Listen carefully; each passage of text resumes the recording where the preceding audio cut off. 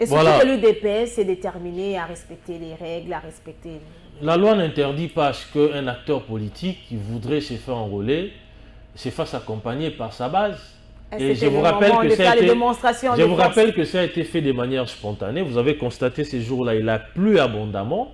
Mais la population ou ma base, sachant que c'était le jour où je devais me faire enrôler, elle a décidé de m'accompagner. Oui, mais parce que vous avez annoncé ça avant. Mais je suis un acteur politique, bien entendu.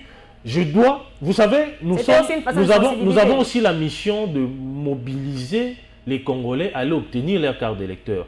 En disant que moi, qui suis leader d'opinion, j'irai me faire enrôler le 22, automatiquement, ceux qui n'ont pas encore obtenu leur carte vont m'emboîter le pas. Il faut voir plus les choses de cette manière-là, plutôt que de parler de compatriotes. Je parle de certains religieux, que je ne souhaite pas citer les noms, s'érigent en défenseurs de la population, alors que c'est eux qui ont combattu la gratuité de l'enseignement, qui est au profit de cette population-là.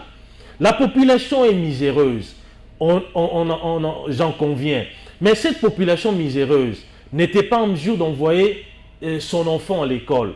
Ces parents-là n'étaient pas en mesure d'envoyer leurs enfants à l'école grâce au président de la République qui a rendu possible la gratuité de l'enseignement. Ces parents ont envoyé leurs enfants à l'école, mais vous avez combattu la gratuité pour vos intérêts.